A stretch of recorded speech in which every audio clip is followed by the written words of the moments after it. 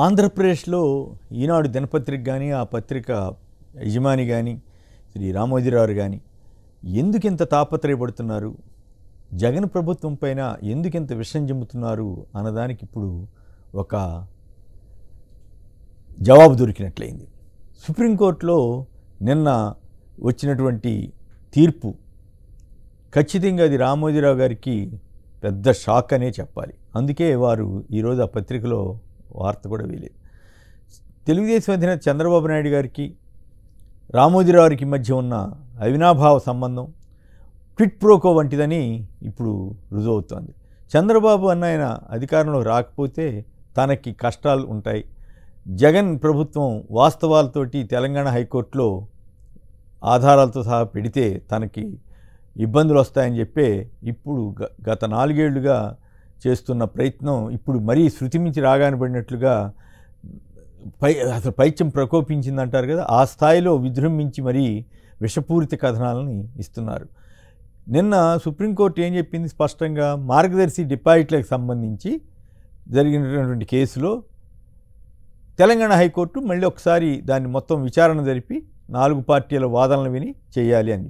మరి అప్పుడు 2018 ఆఖరిలో అనుకుంటా కదా ఏపీకి హైకోర్టు వెళ్ళిపోతున్న తరుణంలో విభజన నేపథ్యంలో అక్కడ ఎవరికీ తెలియకుండా తీర్పు ఎట్లా వచ్చిందో, ఆ తీర్పులు కాపీ కూడా అసలు పిటిషన్ పెట్టిన ఉండవల్లి అరుణ్ కుమార్ గారికి ఎట్లా అసలు తెలియకుండా ఆయన వాదన వినకుండా ఎట్లా ముగించేశారో చాలా ఆశ్చర్యం అనిపిస్తుంది. అంటే న్యాయ వ్యవస్థ ఇట్లా కూడా వ్యవహరిస్తుందా అనేటువంటి అభిప్రాయం ఆ రోజున వచ్చింది. కానీ న్యాయ వ్యవస్థలో కూడా న్యాయం జరుగుతుంది, అన్ని సందర్భాల్లోనూ అలాగే ఉండవు అని నిన్న సుప్రీంకోర్టు రుజువు చేసింది. నిజానికి సుప్రీంకోర్టు వారే నిన్న తేల్చేసి ఉండొచ్చు, 45S కింద డిపాజిట్లు వసూలు చేయటం అక్రమమని రిజర్వ్ బ్యాంక్ చెప్పిన తర్వాత ఇది విరుద్ధం కాబట్టి సంబంధిత అధికారులు చర్య తీసుకోవచ్చు అని చెప్పి ఉండొచ్చు. కానీ వాళ్ళు ఇంకా బ్యాలెన్స్ మెయింటైన్ చేస్తూ ఇంకా సరే వీళ్ళు పే చేసామంటున్నారు, వీళ్ళు చట్టం ఉందంటున్నారు, ఈ మొత్తం వ్యవహారాన్ని చూడండి అని చెప్పి మళ్ళీ ఒకసారి విచారించండి అని కేసు మెరిట్స్లోకి వారు వెళ్లకుండా ఈ హైకోర్టు తెలంగాణ హైకోర్టులో గౌరవ జడ్జి గారు ఇచ్చినటువంటి తీర్పుని చెల్లదని ప్రకటిస్తూ బహుశా ఈ రకంగా కొత్తగా ఆదేశాలు ఇచ్చింది. సో దీంతో ఏమైంది, వాళ్ళకి కంగారు పుట్టుకుంది. ఈ వార్త ప్రజల్లోకి వెళితే చాలా నష్టం జరుగుద్ది, డ్యామేజ్ జరుగుద్ది అనుకుని వాళ్ళ లాయరు సిద్ధార్థ లుద్రా గారంట, ఆయన అసలు ఈ వార్తే రాకుండా చూడాలని జడ్జీలను కోరటం, జడ్జీలు ఇది ఎట్లా సాధ్యం, ఇదేం కోరిక అన్నట్లుగా వాళ్ళు తిరస్కరించడం. ఆ క్రమంలోనే అంతకుముందు ఈనాడు పత్రిక తరఫు లాయరు ఈ ఏపీ ప్రభుత్వం మాకు వ్యతిరేకంగా ఉందని చెప్తే గౌరవ జడ్జి గారికి అన్నీ అర్థం చేసుకుని అవును మీరు వ్యతిరేకమే కదా, మీరు వాళ్ళకి వ్యతిరేకం, వాళ్ళకి మీరు వ్యతిరేకం అని చాలా అంతకుముందు రాజశేఖర రెడ్డి గారు అప్పుడు కూడా ఇట్లాంటి చర్చ ఏదో కోర్టులో జరిగినట్లు గుర్తు. ఇప్పుడు కూడా అదే ప్రకారం నిజానికి ఒక్కటి గుర్తు తెచ్చుకుంటే గత 5 ఏళ్లలో జగన్ గారి ప్రభుత్వం మీద కక్షగట్టి పగబట్టి రాసినన్ని వార్తలు ఈనాడు కానీ ఆంధ్రజ్యోతి కానీ బహుశా దేశ చరిత్రలోనే ఏ నాయకుడికి అంతటి సమస్య ఎదురైనదు. అన్ని అబద్ధాలు, ఒకవైపు ఏమో తెలుగుదేశం పార్టీ వారు న్యాయ వ్యవస్థను అడ్డం పెట్టుకుని రకరకాల కేసులు వేయటం, ఇంకోవైపు ఏమో వీళ్ళ ఆ వ్యవస్థలో వాటికి సంబంధించి వచ్చే కామెంట్లు అవి ఇవి వీళ్ళ సొంత కథనాలు ఇవన్నీ రాసి నానా అరాచకంగా ప్రవర్తించినటువంటి ఈనాడు పత్రిక, ఈనాడు మీడియా ఈరోజు ఏం చెబుతోంది, ప్రభుత్వం తమకు వ్యతిరేకం అంట.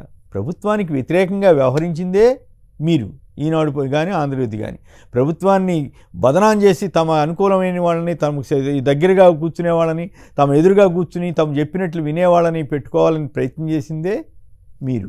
అది వదిలేసి ఇప్పుడు జగన్ గారి ప్రభుత్వం మీద వాళ్ళు కనిపెట్టి మొత్తం అక్రమాలని బయటికి తీశారనే దుగ్ధతోటే కదా ఇప్పుడు ఆ కేసుని ఎట్లాగొట్లా లేకుండా చేసుకోవాలంటే అక్కడ ఏపీలో జగన్ ప్రభుత్వం రాకూడదు, ఇక్కడ తెలంగాణలో కాంగ్రెస్ ప్రభుత్వం ఉంది కాబట్టి కాంగ్రెస్కి ఎప్పుడో వీళ్ళు బాకాలుతున్నారు కాబట్టి వాళ్ళు కూడా వీళ్ళ జోలికి రాకుండా చూసి చూడనట్లే పోతారు. రేవంత్ రెడ్డి గారు కూడా మనం మొన్న కలవటం ఇవన్నీ చూసాం కదా.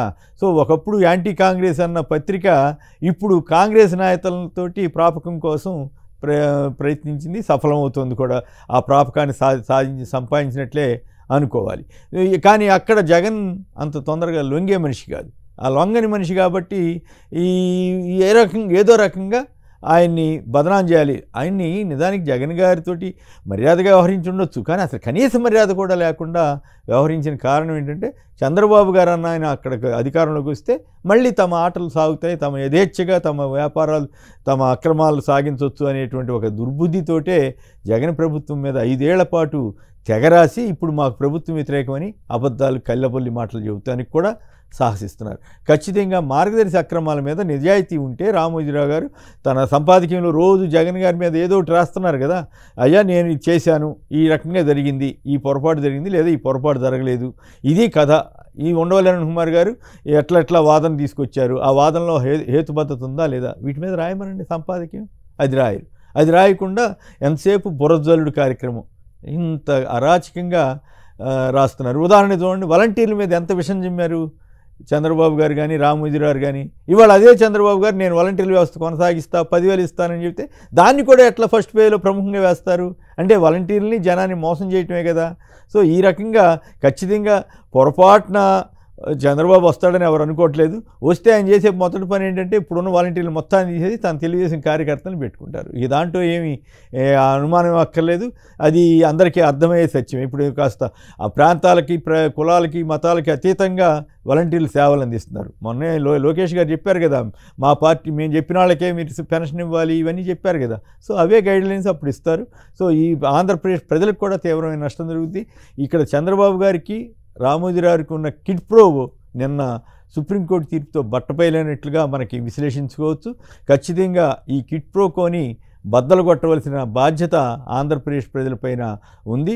రామోజీరావు గారు ఈ రకంగా కిడ్ ప్రోకోకి పాల్పడి ఎంత అరాచకంగా జగన్ గారి ప్రభుత్వం మీద వార్తలు రాయటాన్ని ఇప్పుడు అర్థం చేసుకోవాలి. ఈ రకంగా అర్థం చేసుకోవచ్చు. ఖచ్చితంగా ఆయన విషపూరితంగా కేవలం తన స్వార్థ వ్యాపార రాజకీయ ప్రయోజనాల కోసమే రామోజీరావు గారు ఇలా చేస్తున్నారన్నది మరోసారి స్పష్టమైంది. పనిలో పని నిన్న చంద్రబాబు గారు ఎన్టీవీని టీవీ9 కూడా తిడుతున్నారు. ఒక పక్కేం వాళ్ళని నిషేధించామంటున్నారు, మళ్ళీ వాళ్ళంతా వ్యతిరేకంగా రాయాలంట జగన్ గారి ప్రభుత్వానికి వ్యతిరేకంగా. ఇది ఎక్కడ కూడా అండి అంటే ఈటీవీ, ఈనాడు, ఆంధ్రజ్యోతి, ఏబిఎన్ ఇవన్నీ టీవీ5 ఇవన్నీ భయం చేస్తున్నాయి కూడా అందరూ భయం చేయాలంట.